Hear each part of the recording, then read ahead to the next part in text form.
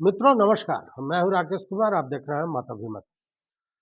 मित्रों, पिछले दिनों जब महागठबंधन की सरकार गिरी और एनडीए के साथ नीतीश कुमार आए, उसी समय हमने एक वीडियो बनाया था और उस वीडियो में मैंने अ, अपने विचार रखते हुए ये कहा था कि शिक्षा विभाग को हर हाल में जदयू चाहेगी कि उसके हाथ में रहे, और अगर जदयू के हाथ में शिक्षा विभाग जाता है, उस स्थिति में विजय कुमार चौधरी ही शिक्षा मंत्री होंगे। हालाँकि ये बात भी सही है कि भाजपा की भी सोच रही होगी कि वो शिक्षा विभाग को अपने हाथों में ले, क्योंकि शिक्षा विभाग में अभी जो नियुक्तियाँ हुई हैं, यह जो भी पार्टी अपने हाथ में लेगा वो, या आने वाला जो नियुक्तियाँ हैं, उसको वो अपने एक उपलब्धि के रूप में गिनाएगा। तो जदयू इस चीज़ को छोड़ने के लिए तैयार नहीं थी, क्योंकि तब और अब दोनों ही समय में मुख्यमंत्री नीतीश कुमार थे। देखिए, आज हुआ भी वही। विजय कुमार चौधरी को शिक्षा मंत्री बनाया गया। अन्य भी मंत्रालय हैं, लेकिन शिक्षा मंत्री बनाया गया। पूर्व में भी जब एनडीए की सरकार थी, इस महागठबंधन सरकार के पूर्व, तो उस समय शिक्षा मंत्री विजय कुमार चौधरी थे।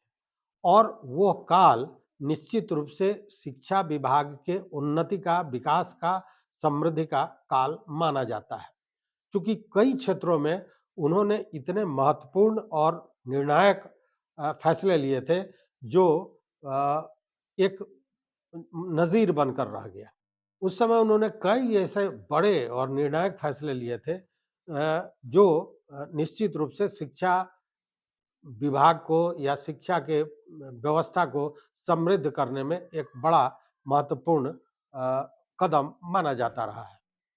शिक्षा विभाग के ही नहीं, शिक्षा मंत्री के रूप में ही नहीं, वो जल संसाधन मंत्री रहे, संसदीय कार्य मंत्री रहे, हर जगह वो बेहतरीन काम करते रहे हैं, सुलझे विचार के लोग हैं, मृदुभाषी हैं, और सबसे बड़ी बात है कि आज तक उन पर किसी तरह का आरोप नहीं लगा है। अब वो इस बार फिर बन गए हैं शिक्षा मंत्री, लेकिन के पाठक हैं अपर मुख्य सचिव। आपको याद होगा कि अपर मुख्य सचिव के पाठक अ, सरकार गिरने के बाद चुप्पी साधे हुए थे, और उनके दिमाग में भी ये बातें लगातार आ रही थी कि आखिर शिक्षा मंत्री कौन होगा, कि उसी के आधार पर वो भी अपनी कार्य प्रणाली में कहीं न कहीं वो होता है, अंतर होता है। जैसे मंत्री का व्यवहार होगा, उससे मिलता-जुलता, या यूँ कहें कि उसके आधार पर उनके जो अफ़सर होते हैं, पदाधिकारी होते हैं, उसी तरह कार्य करते हैं। तो अब विजय कुमार चौधरी शिक्षा मंत्री बन गए हैं। शिक्षा मंत्री रहते हुए पूर्व में उन्होंने बहुत से ऐसे काम किए थे, जो याद किया जाता है। जैसे आपको याद होगा, कोरोना काल कोरोना काल में सारे स्कूल्स, कॉलेज बंद हो गए थे। सरकारी विद्यालय बंद हो गए थे और लंबे समय तक बंद था। उस चीज़ को देखते हुए उन्होंने एक ई-लाइब्रेरी का निर्माण कराया था, और सरकारी स्कूल के बच्चे भी डिजिटली पढ़ पाएँ, इसकी व्यवस्था की थी, और वो बड़ा सराहनीय कार्य था। इसको लेकर उन्होंने एक पोर्टल का निर्माण किया था, ई-लॉट्स, मतलब e library of teachers and students, e lots नाम से उस पोर्टल का किया गया था, जिसमें पाठ्यक्रम की पुस्तकों के अलावे पूरक वीडियो का व्यवस्था किया गया था, और बच्चे उससे पढ़ सकें बेहतर ढंग से, क्योंकि क्लासेज हो नहीं रहे थे। अब उतना ही नहीं, उसके अलावा अगर हम देखें तो विश्वविद्यालयों में लगातार आप सुनते रहे होंगे कि सत्र पीछे चल रहा है, सत्र पीछे चल रहा है। इसको लेकर वो बड़े गंभीर रहे अपने कार्यकाल में, और इसको लेकर उन्होंने कई बार विश्वविद्यालय के वाइस चांसलर्स के साथ, कुलपतियों के साथ बैठकें की, कुलाधिपति के साथ बैठक की, पाठ्यक्रम के को लेकर बैठकें की, और कहीं न कहीं उसमें सफलता भी पाई, जिससे सत्र जो है सो समय पर चले। यह कार्य तो किया ही उन्होंने, साथ में वो वही काल था, आपको याद होगा, जब मदरसों का विवाद चल रहा था। विपक्षी लगातार ये कर रहे थे, कह रहे थे कि जो मदरसा है उसको सरकार फंडिंग करती है और मदरसा में राष्ट्र विरोधी पढ़ाई की जाती है, कार्यक्रम चलाए जाते हैं। इसको लेकर शिक्षा मंत्री रहते हुए उन्होंने स्पष्ट इन चीज़ों पर बयान दिया था और कहा था कि मदरसों में 1 से 8 तक एससीईआरटी की पुस्तकों द्वारा पढ़ाई की जाती है और वहीं 9वें से 12वें तक एनसीईआरटी की तरह की पुस्तकों की पढ़ाई होती है। मतलब सामान्य स्कूल में जो पढ़ाई होती है वही वहाँ भी पढ़ाई होती है। हाँ, वहाँ अतिरिक्त धार्मिक पुस्तकों की पढ़ाई होती है, ये अलग बात है। और साथ में उन्होंने चेताया था कि बिना किसी सबूत के मदरसा शिक्षा पर या मदरसों पर इस तरह का लांछन लगाना, संदेह पैदा करना ये अनुचित है। उसके बाद धीरे-धीरे ये मामला सॉल्व हुआ था, सुलझ गया था। शिक्षा मंत्री रहते हुए उन्होंने सबसे बड़ा जो निर्णय लिया था, वो अद्भुत था और वो था उसी कोरोना काल में। क्योंकि स्कूल्स बंद थे, जब परीक्षा का समय था, उस समय भी स्कूल बंद था। छात्र 12वीं और 10वीं का परीक्षा नहीं दे पा रहे थे, रिजल्ट नहीं होने वाला था। तब उन्होंने यह निर्णय लिया था कि बच्चों का, लाखों बच्चों के भविष्य को देखते हुए उनका 1 वर्ष चला जाता, इसको देखते हुए उन्होंने निर्णय लिया कि बिना परीक्षा दिए ही इनको उत्तीर्ण कर दिया जाए, इनको प्रमोशन दिया जाए। ये हुआ था, ये एक बड़ी बात थी उस समय। साथ में लेकिन उनका एक ट्वीट था जो बड़ा विवादास्पद हुआ था। ट्वीट ये था कि उन्होंने अपने ट्वीट में लिखा था कि राज्य निर्वाचन आयोग से अनुमति मिलते ही छठे चरण के शिक्षक नियोजन की प्रक्रिया पूर्ण कर ली जाएगी। अभ्यर्थी इन हालातों को संज्ञान में लें जिससे वो किसी प्रकार के भ्रम के शिकार न हो।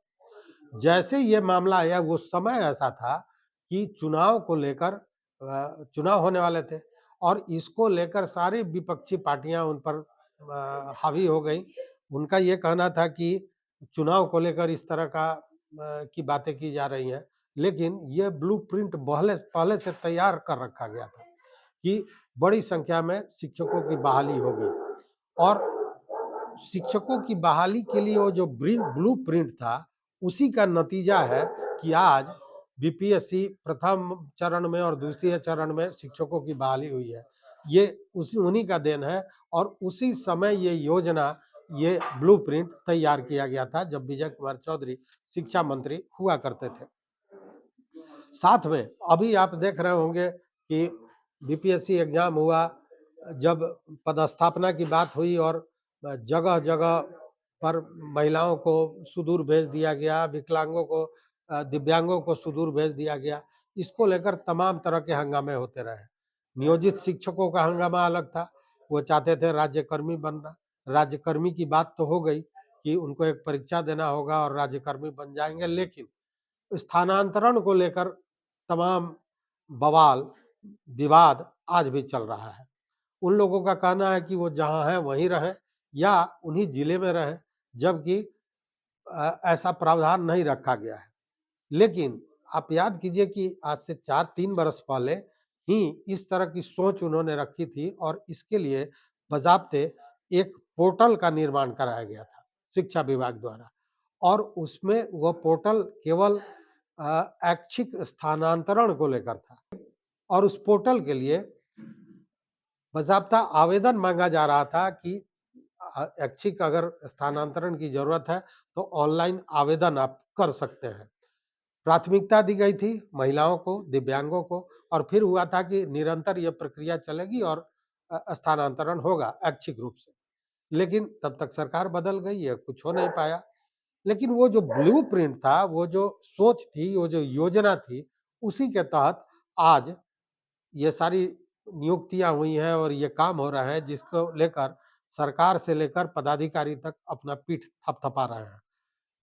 अभी हाल में ही आपने सुना होगा, शिक्षा मंत्री चंद्रशेखर, उनसे जब पत्रकारों ने पूछा कि आपका कार्यकाल कैसा रहा? तो उन्होंने कहा कि इतिहास में याद रखा जाएगा, क्योंकि इतनी बड़ी बहाली मेरे ही कार्यकाल में हुई थी। बात सच है, कार्यकाल उन्हीं का था, लेकिन योजना, वो ब्लूप्रिंट, वो सोच, वो आईक्यू जो था वो विजय कुमार चौधरी का था, जिनके बनाए गए योजना के तहत ही ये सारी प्रक्रियाएँ चल रही थी। तो अब वही विजय चौधरी आ गए हैं शिक्षा विभाग में मंत्री बनकर। के पाठक हैं।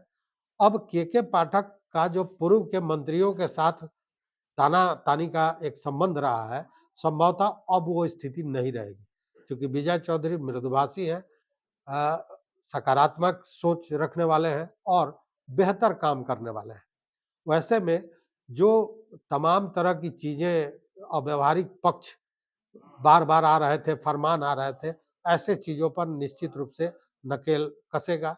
साथ में उनके साथ काम करने में के पाठक जी को भी कोई परेशानी नहीं होगी, क्योंकि व्यावहारिक पक्ष रखते हैं।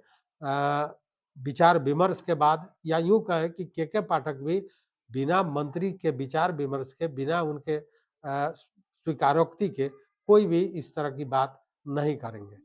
मतलब निश्चित रूप से जो शैक्षणिक व्यवस्था को, गुणवत्ता को बनाने की जो मुहिम चल रही है, उसको एक नई गति मिलेगी, ये अंदाजा लगाया जा सकता है। खैर, देखते हैं कि आगे क्या होता है, स्थितियाँ कैसी बनती हैं। लेकिन शिक्षकों के लिए भी यह निश्चित रूप से एक अच्छा समाचार है, क्योंकि अव्यावहारिक चीज़ें जो लगातार हो रही थी, वो अब नहीं होंगी, और जो पूर्व में वैसी चीज़ें हुई हैं जिनको लेकर आपत्तियाँ हैं, धीरे-धीरे उनका भी निराकरण निकल जाएगा। इन सारे बिंदुओं पर आप क्या सोचते हैं? आप भी निश्चित रूप से बताएँ। अपना मत, अपना एडवाइस, अपने विचार हमारे कमेंट बॉक्स में। अगर चैनल पर नए हो तो निश्चित रूप से सब्सक्राइब कीजिए, लाइक कीजिए, दोस्तों के साथ शेयर कीजिए और अपना मत ज़रूर दीजिए, भूलिएगा नहीं। बहुत-बहुत धन्यवाद। बहुत-बहुत धन्यवाद।